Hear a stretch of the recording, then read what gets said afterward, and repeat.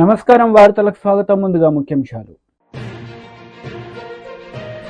కేంద్ర మంత్రి Bandi Sanjay press meet, పలు అంశాలపై వివరణ.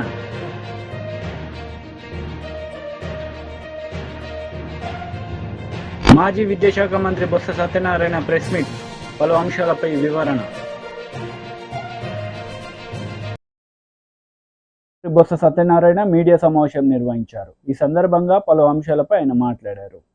ఒక్కటే ఏ విజయనగరం పట్టణం మధ్యలో ఉందో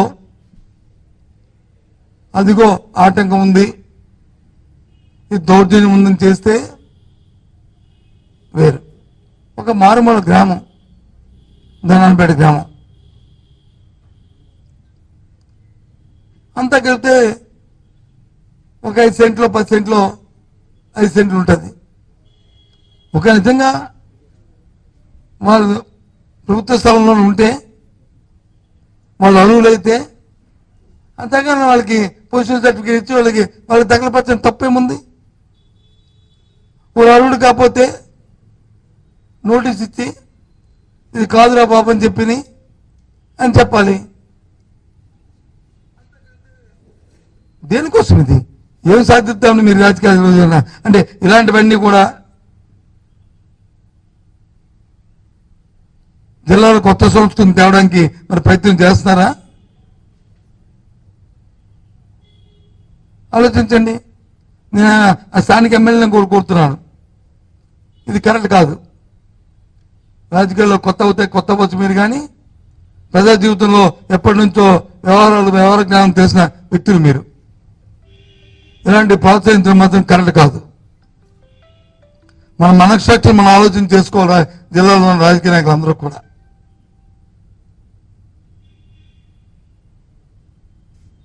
ఇటువంటి దౌర్జన్యకాండల్ని తీవ్రంగా ఖండిస్తున్నాం. రాష్ట్రంలో జరుగుతున్నాయి.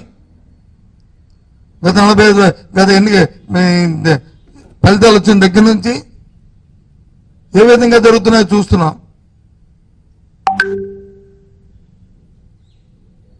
కానీ అలాంటి సాంప్రదాయాలు మన జిల్లాకు రాకూడదని ఎప్పటి నుంచో కోరుకుంటున్నాం. మాకు అవకాశం ఇచ్చిన భగవంతుడు అవకాశం ఇచ్చిన దగ్గర నుంచి కూడా ఇలాంటివి ఎక్కడ కూడా దరిదాపులకు కూడా రానికుండా చేశాం. మా దగ్గర కూడా వచ్చే కంప్లైంట్లు, ఏ వ్యక్తి అయితే ఇప్పుడు ఆ ఊర్లో కంప్లైంట్ పెట్టారో ఆ వ్యక్తులు ఆ గ్రామాల్లో చేసిన గత 20-30 సంవత్సరాల నుంచి ఏ విధంగా వాళ్ళు చేశారో అన్ని వాళ్ళ మనస్సాక్షికి వాళ్ళకి తెలుసు. ఇప్పుడైనా ఎవరు పొట్టాన్ని కొట్టడానికి కానీ, లేదా ఎవరి పేకాన్ని తీయడానికి కానీ, ఎవరు అవసరం ధ్వంసం చేయడానికి కానీ ఎప్పుడు ఆలోచన చేయలేదే. అవకాశం ఉన్నంత వరకు ఎదురుబడి సాయం చేయడానికి ఆలోచన చేస్తాం. రాజకీయం అంటే అది. ప్రజా జీవితంలో ఉన్న వాళ్ళు శభాష అనిపించుకోవాలి. అలాగని నేను తప్పు నుంచి ఒత్తాసు పలకట్లే. పాము నేను చూశాను, నాకు ఎవరో ఒక అబ్బాయి పంపించి చూడండి ఎంత దీనంగా అవునాదు వింటుంటే. ఎవరో విధంగా మీరు పర్మిషన్ ఇచ్చారు. ఒక కార్మిక జమానికి సంబంధించిన ఒక వ్యక్తిత్వాలకి ఇంటికి వచ్చి కూర్చోడానికి మీరు కలెక్టర్ గారు కదా ఒకసారి పిలిపించుకుని అబ్బాయిని నువ్వు రెస్పాన్స్ పర్సనే కదా, నువ్వు ఆలోచించి బాబు అని చెప్తే అయిపోయా.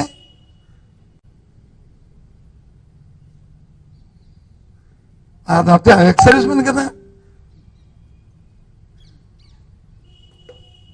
అందులో నాకు తెలియకూడుతున్నాను, ఎప్పుడైనా ఓ 30-50 మంది పోలీసులు వెళ్ళి ఇలాంటి సంఘటనలు ఎక్కడైనా జిల్లాలో జరిగా ఎందుకు వెళ్ళాలి అంతమంది? మన జిల్లాలో ఓ సబ్ ఇన్స్పెక్టర్ వచ్చి ఫోన్ చేసి వాళ్ళకి బాబు నువ్వు రా అంటే 5 నిమిషాల్లో వస్తాడు. అతను వచ్చి పోలీస్ స్టేషన్కి రిపోర్ట్ చేసి ఎందుకంటే నా బైండింగ్ ఉన్న వ్యక్తులు జిల్లాలో ఉన్నారు. అందరూ ప్రతి సామాన్యుడి దగ్గర నుంచి నేనైతే నమ్ముతున్న వ్యక్తిని.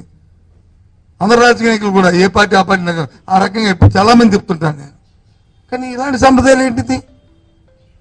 కొత్తది తీసుకొస్తున్నాను ఇలాంటివి.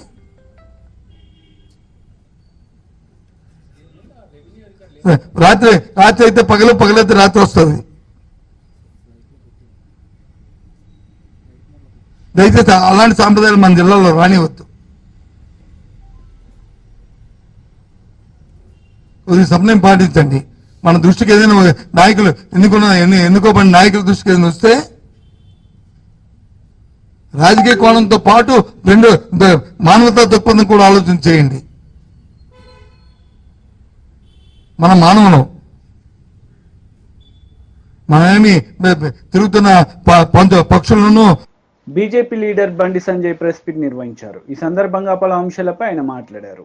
రాష్ట్ర ప్రభుత్వం కూడా కేంద్రం యొక్క సహకారం తీసుకుంటాం ప్రధానమంత్రి ఆవాస్ యోజన కింద అని చెప్పి కూడా స్పష్టం చేయడం జరిగింది. దాంతోపాటు కేంద్ర పన్నుల రూపేణ ట్యాక్స్ డెవల్యూషన్ 26,216 కోట్లు, ట్యాక్స్ డెవల్యూషన్ 26,216 కోట్ల రూపాయలు, గ్రాంటింగ్ ఎయిడ్ ద్వారా 21,075 కోట్ల రూపాయలు, ఎఫ్ఆర్బిఎంకు లోబడి 62,000 కోట్ల రుణాలు ఇవాళ తెలంగాణకు ఇచ్చింది. మొత్తము 2,91,000 కోట్ల 2,91,000 కోట్ల రాష్ట్ర బడ్జెట్లో నిధులు అప్పుల రూపేణా కేంద్రం అంటే 2,91,000 రాష్ట్ర బడ్జెట్లో కేంద్రము 1,09,000 కోట్ల రూపాయలు నిధులుస్తున్నది. అంటే బడ్జెట్లో 2,00,000 కోట్ల బడ్జెట్ రాష్ట్ర ప్రభుత్వం అయితే 1,00,000 కోట్ల రూపాయలను కేంద్రం ఇస్తూ నిధుల రూపాయలు అని కలిపి ఇవ్వాలి. కానీ కేంద్రం ఏమి ఇస్తలే అంటారు. రైల్వే కేటాయింపులకు సంబంధించి తెలంగాణకి బడ్జెట్లో 5,336 కోట్ల రూపాయలు ప్రత్యేకంగా తెలంగాణకు రైల్వే బడ్జెట్ కేటాయించడం జరిగింది. దీంతోపాటు గతంలో బీఆర్ఎస్ పార్టీ ఏం చేయలేనది గతంలో 9 నెలల్లో 31,221 కోట్ల రూపాయల ఖర్చును ఇలా పోయినసారి గత 10 నెలలో తెలంగాణ రాష్ట్రానికి కేంద్ర ప్రభుత్వం రైల్వే కోసం కేటాయించడం జరిగింది. యూపీఏ ప్రభుత్వము గతంలో కేటాయించిన దానికంటే 20 రెట్లు ఎక్కువ కేటాయించినాం. ఈ 10 నెలలు 32,946 కోట్ల వ్యయంతో నూతన రైల్వే ట్రాక్ల నిర్మాణం తెలంగాణ రాష్ట్రంలో చేపట్టడం జరిగింది. ఇప్పటికే 100% రైల్వే విద్యుదీకరణ పనులు పూర్తి చేస్తాం. 100% తెలంగాణ రాష్ట్రంలో ఎక్కడ కూడా కనీసం పెండింగ్ లేదు ఎక్కడ కూడా. దాంతోపాటు తెలంగాణ రాష్ట్రంలో 437 ఆర్ఓబీలు ఆర్యూబీలు 437 కరీంనగర్లో తీవ్ర పని కూడా ఉన్నది. 40 రైల్వే స్టేషన్ ఆధునీకరణ పనులు దానిలో భాగంగా కరీంనగర్, పెద్దపల్లి, రామగుండం రైల్వే స్టేషన్ కూడా కొత్త టెక్నాలజీతో ఆధునీకరించే పనులు కూడా ప్రారంభమైనాయి. 217 కోట్లతో సికింద్రాబాద్ రైల్వే స్టేషన్ ఆధునీకరణ జరుగుతున్న విషయం అందరికీ తెలిసిందే. చెర్లపల్లిలో హైదరాబాద్లో ఈ ట్రాఫిక్ ఇబ్బంది వల్ల దాంతో ప్రజలు ఇబ్బంది పడుతున్నారు. కేవలం నాంపల్లి, సికింద్రాబాద్ స్టేషన్లే ఉన్నాయి, కానీ ప్రజలు సమయాన్ని చేరుకోలేకపోతున్నారు అని చెప్పి ఉద్దేశంతో చెర్లపల్లిలో నూతన టెర్మినల్ పనులు కూడా 99% పూర్తయింది. ప్రారంభోత్సవానికి సిద్ధంగా ఉంది.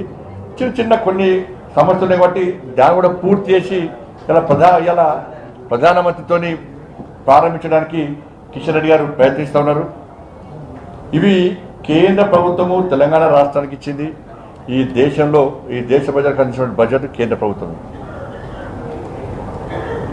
ఇవన్నీ వాళ్ళు అడుగుతూ ఏమంటారంటే లేదు 10 రూపాయన మేము ఇస్తాం కదా అంటారు. మరి కేంద్రం కూడా 10 రూపాయలు ఇస్తారు కదా. ఇవాళ కేంద్రం కూడా 10 రూపాయన అనేక విభాగానికి సంబంధించి కానీ, సంక్షేమానికి సంబంధించి కానీ, అభివృద్ధికి సంబంధించి కానీ ఆ విభాగాలకు సంబంధించి నిధులు కేటాయిస్తున్న కేంద్ర ప్రభుత్వం కూడా. ఇవాళ 1,90,000 కోట్ల రూపాయల పైగా కేంద్ర నిధులు సమకూరిస్తే రాష్ట్ర బడ్జెట్లో కనీసము దాని గురించి ప్రస్తావన లేదు. ఇలా ఆర్థిక శాఖ మంత్రి గారే అయిపోయారు. ఆర్థిక శాఖ మంత్రి గారే క్లారిటీ ఇచ్చింది. అలా ఇవాళ జిఎస్టీ ఆదాయంలో 74%, జిఎస్టీ ఆదాయంలో తెలంగాణ వచ్చే జిఎస్టీ ఆదాయంలో 74% 3 రాష్ట్ర. వైసీపీ లీడర్ మీడియా సమావేశం నిర్వహించారు. ఈ సందర్భంగా పలు అంశాలపై ఆయన మాట్లాడారు. స్థానంలో ఉండేది సంస్కరణలే కాకుండా ఫీడ్బ్యాక్ నుంచి అంటే ప్రజలు ఇచ్చిన ఫీడ్బ్యాక్, పరిశ్రమ ఎవరైతే స్థాపించినారో వాళ్ళ ఫీడ్బ్యాక్, వ్యాపారస్తుల ఫీడ్బ్యాక్ నుంచి చూస్తే 1వ స్థానంలో ఉన్నారు. కానీ మీరు చెప్పే ప్రకారం అయితే అప్పట్లో ప్రగతి ఉంది, ఇప్పుడు లేదు అని అంటారు. ఎంత అన్యాయంగా చెప్తారండి అది. అదేవిధంగా డైవర్షన్ ఆఫ్ ఫండ్స్ త్రూ ఎంత అండి, ఇప్పుడు ఏ విధంగా డైవర్ట్ చేసినారండి? ఇప్పుడు లిక్కర్ ఏదైతే అమ్ముతామో ప్రభుత్వం లిక్కర్ సేల్స్ చేసినప్పుడు దాంట్లో ఒక 6-7 రకాల కాంపోనెంట్స్ ఉంటాయి. ఒకటి లైసెన్స్ ఫీ, ఒకటి ఎక్సైజ్ డ్యూటీ, ఒకటి అడిషనల్ ఎక్సైజ్ డ్యూటీ, ఒకటి ప్రివిలేజ్ ఫీ, ఒకటి ఏఆర్ఈటీ, ఒకటి ఆర్ఈటీ, ఒకటి స్పెషల్ మార్జిన్, అదర్స్. అయితే ఇంతకుముందు తెలుగుదేశం ప్రభుత్వంలో రీటైల్ షాపులు ఉన్నప్పుడు లిక్కర్ సేల్స్ అన్నీ కూడా ఆ ఊర్లో ఉండే వాళ్ళు సిండికేట్ అయిపోయి వాళ్ళే తెలుగుదేశం వాళ్ళే లిక్కర్ షాప్ నడుపుతూ సిండికేట్ అయ్యి ఆ సిండికేట్లో భాగంగా ఎంఆర్పి ఏదైతే ఉందో అంతకంటే ఎక్కువ అమ్మేవాళ్ళు. అంటే ఉదాహరణకు ఒకవేళ బీర్ బాటిల్ ఒకటి 100 రూపాయలు అయితే ఒక 10 రూపాయలు 20 రూపాయలు వాళ్ళు సిండికేట్ చేసుకొని ఆ ఊర్లో ఎక్కువ అమ్మేవాళ్ళు. మా ప్రభుత్వం వచ్చిన తర్వాత ప్రభుత్వం ఎప్పుడైతే సేల్స్ స్టార్ట్ చేసిందో ఆ సేల్స్ స్టార్ట్ చేసిన తర్వాత ఆ అన్ఆథరైజ్డ్గా అనధికారికంగా ఏదైతే ఎక్కువ రేట్ అమ్ముతున్నారో అందాజుగా అది ఎంత అని కనుక్కొని దాన్ని ఏఆర్ఈటీ, అంటే ఉదాహరణకు 100 రూపాయల బీర్ ఒకవేళ 110 రూపాయలు అమ్మే పాటైతే ఆ 10 రూపాయలు అనధికారికంగా ఏదైతే వసూలు చేస్తూ ఉన్నారో అది ఏఆర్ఈటీ అని పెట్టి ఆ ఏఆర్ఈటీ అడిషనల్ రీటైల్ ఎక్సైజ్ ట్యాక్స్ పెట్టి ఆ ఏఆర్ఈటీని ప్రభుత్వంకు సంబంధించిన స్టేట్ డెవలప్మెంట్ కార్పొరేషన్ యొక్క కార్పొరేషన్కు సంబంధించిన అప్పు దిద్దేదానికి ఎస్క్రో చేసి ఆ అప్పు కూడా ఏ విధంగా చేయడం జరిగింది, అది చట్టపరంగా అసెంబ్లీలో చట్టం చేసి చేయడం జరిగింది.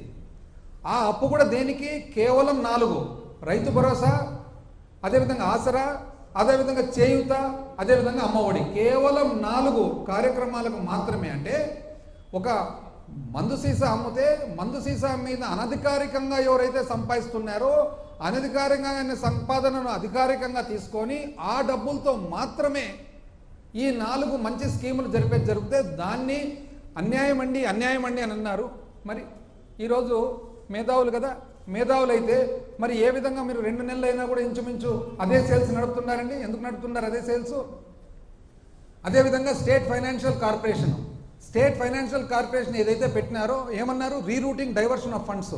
Maritime board, Streenidhi, mineral development corporation, ఇటువంటివి ఎన్నో సంస్థలు. వాస్తవానికి ఈ సంస్థల్లో ఏవైతే డబ్బులు ఉన్నాయో ఆ డబ్బులన్నీ కూడా అవి బ్యాంకుల్లో పెట్టేవాళ్ళు, అవసరానికి మాత్రం వాడుకునేవాళ్ళు. బ్యాంకులు ఏదైతే పెడుతున్నారో ఆ బ్యాంకు బదులు స్టేట్ ఫైనాన్షియల్ కార్పొరేషన్ సర్వీసెస్ అని చెప్పి ఒక కంపెనీ ఫ్లోట్ చేసి, ప్రభుత్వ కంపెనీ, ఆ కంపెనీలోకి తీసుకొని ఆ బ్యాంకు కంటే కూడా ఒక 0.5% ఇంచుమించు ఎక్కువ వడ్డీ ఇస్తూ ఆ డబ్బులు ప్రభుత్వ ఖర్చులకు వాడడం జరిగింది.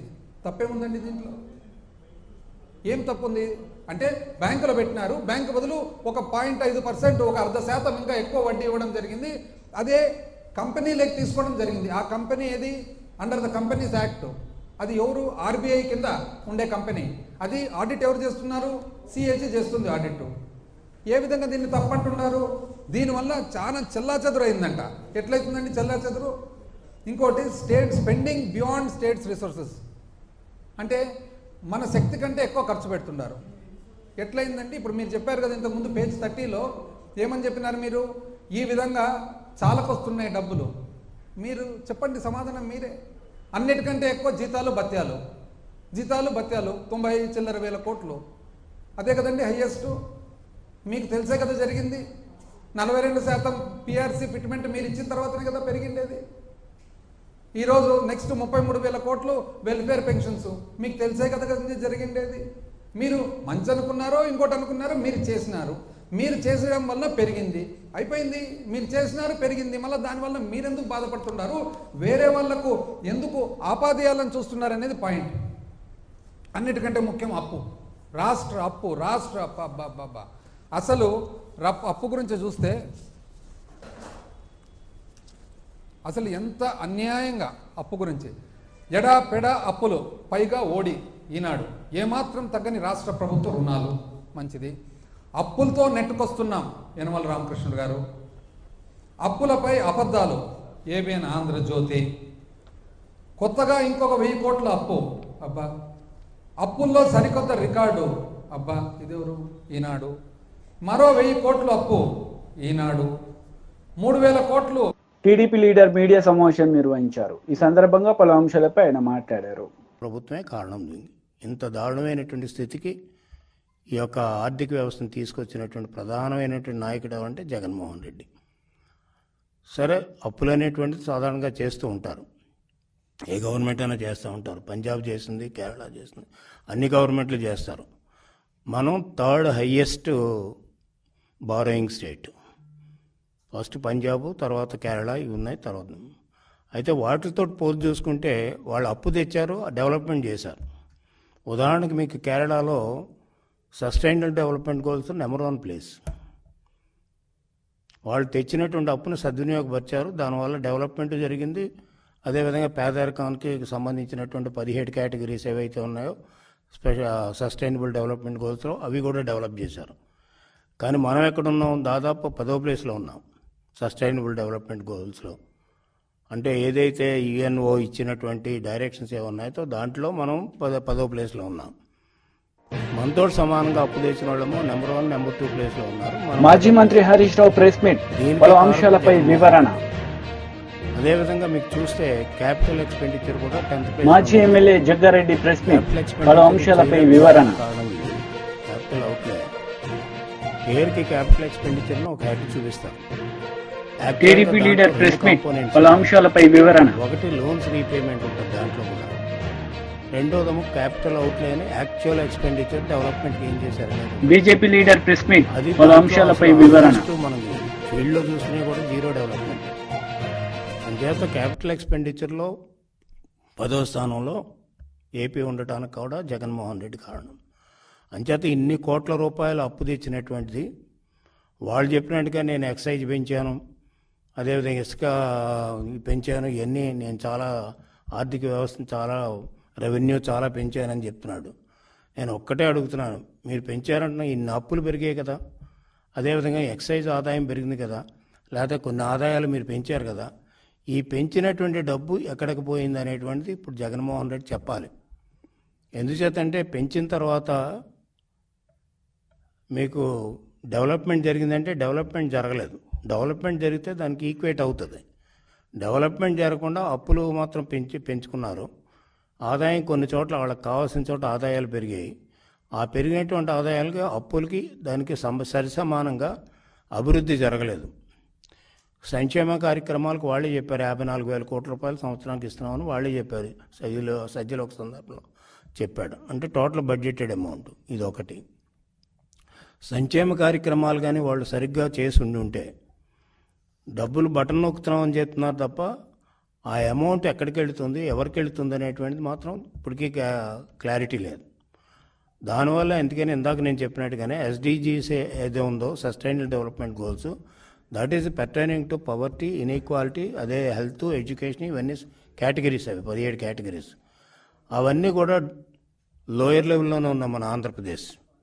అంటే నిజంగా వీళ్ళు ఇచ్చినటువంటి చూస్తే అవి బాగా మంచి ర్యాంకింగ్ వచ్చి ఉండవలసింది సస్టైనబుల్ డెవలప్మెంట్ గోల్స్. ఆ ర్యాంకింగ్ రాలేదు. రెండోది ఈ రోజు రిపోర్ట్స్ అన్నీ కూడా చాలా రిపోర్ట్ చెప్తున్నాయి పేదరికం పెరిగింది అనేటువంటిది రిపోర్ట్ జరుగుతున్నాయి. అదేవిధంగా ఇన్ఈక్వాలిటీస్, అసమానతలు పెరిగాయి, ఆర్థిక అసమానతలు పెరిగాయి అంటున్నారు.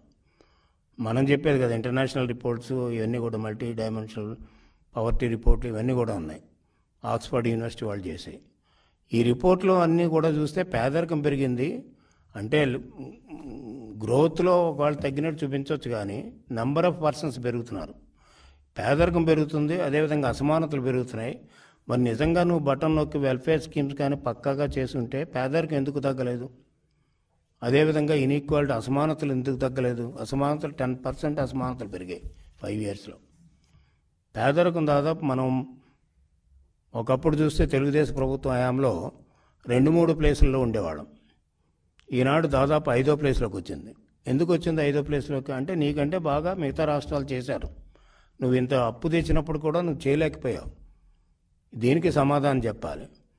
అదేవిధంగా చూస్తే మీకు ఈ రకమైనటువంటి అప్పులు తీసుకొచ్చి ఈరోజు నేను అప్పులు చేయలేదు, 7 లక్షల పైకి చిలుకు మాత్రమే నేను మాది అప్పు మీరు ఎక్కువ చూపిస్తున్నారు అన్నప్పుడు are you ready for debate even on the floor of the house, లేకపోతే బయట కానీ మీరు డిబేట్కి వస్తారా జగన్మోహన్ రెడ్డి గారు వీటి మీద డిస్కస్ చేయడానికి, మీ ఈ శ్వేతపత్రం మీద డిస్కస్ చేయడానికి అని ఛాలెంజ్ చేస్తున్నాం. అదొకటి. రెండవది వచ్చేటప్పుడు మీరు చూస్తే వీళ్ళు చేసినటువంటి కార్యక్రమాలు ఎకానమీకి వెళ్తే, ఎకానమీలో మీరు చూస్తే నేను ఇంతకుముందు కూడా పేపర్ రిలీజ్ చేశాను, ఇవన్నీ ఎక్కడి నుంచో తేలేదు. వైసీపీ లీడర్ మీడియా సమావేశం నిర్వహించారు. ఈ సందర్భంగా పలు అంశాలపై ఆయన మాట్లాడారు. లేదంటే శక్తిలో ఏమి ఇబ్బంది లేదు, శక్తి ఉంది, యుక్తి ఉంది. ఆ యుక్తి పనిచేసింది కాబట్టి శక్తి బలహీనపడిపోయింది. డబ్బులు కొట్టాలనేటువంటి యుక్తి ఎప్పుడైతే సోమిరెడ్డికి పనిచేసిందో సోమిరెడ్డి శక్తి బలహీనం అయిపోయింది. యుక్తి శక్తి లేనోడు కాదు, రెండు ఉన్నాయి. ఆ శక్తి బలహీన పడిపోవడానికి యుక్తి కారణం, డబ్బులు పడిపోయింది.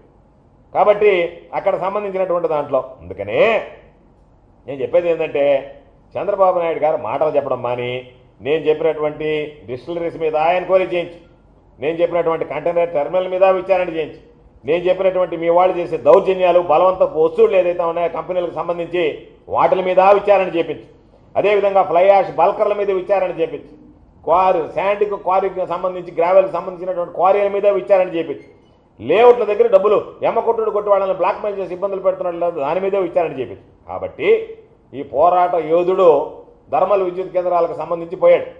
ఆ ధర్మల విద్యుత్ కేంద్రాలకు పాపం అందరూ ఏదో కమ్యూనిస్టులు అందరూ కలిసి చేస్తున్నారు పోరాటం. పెద్ద జెండా ఎత్తకపోయాడు.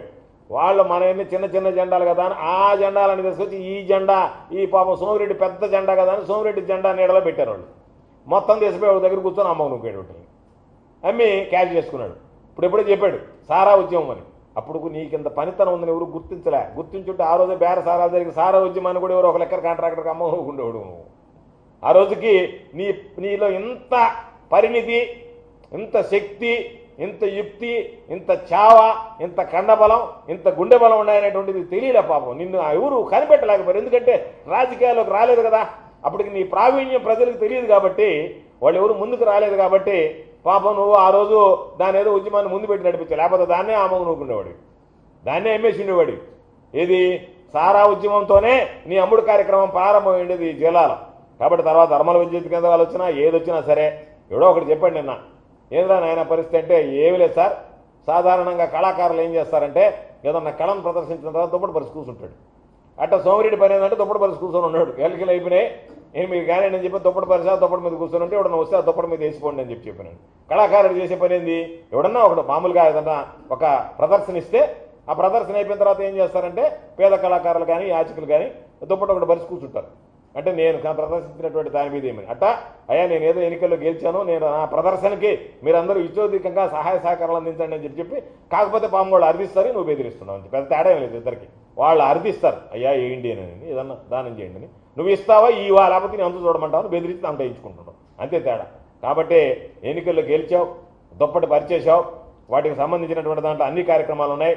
కాబట్టి నీకు కానీ తెలుగుదేశం పార్టీకి కానీ చంద్రబాబు నాయుడుకి కానీ చిత్తశుద్ధి ఉంటే నేను ఈరోజు ఆరోపించినటువంటి అంశాల మీద విచారణ చేయించి దీంట్లో ఎందుకంటే ఈరోజు నీ ప్రభుత్వం ఉండొచ్చు, రేపు ప్రభుత్వం మారచ్చు.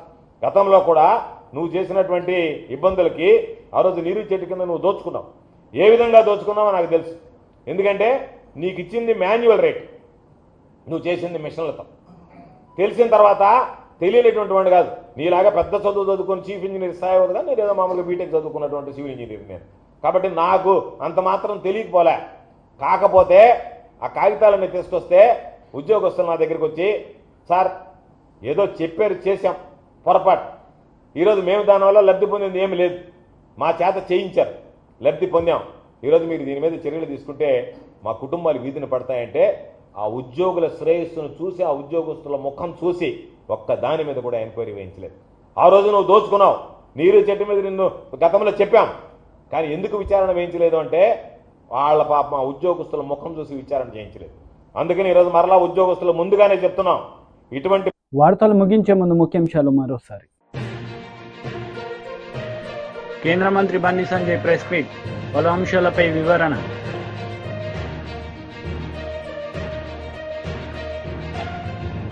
మాజీ విద్యాశాఖ మంత్రి బొత్స సత్యనారాయణ ప్రెస్ మీట్, పలు అంశాలపై వివరణ. ఈ వార్తలు ఇంతటితో సమాప్తం. తిరిగి ప్రసారమయ్యే వార్తల్లో మళ్ళీ కలుద్దాం. అంతవరకు సెలవు. నమస్తే.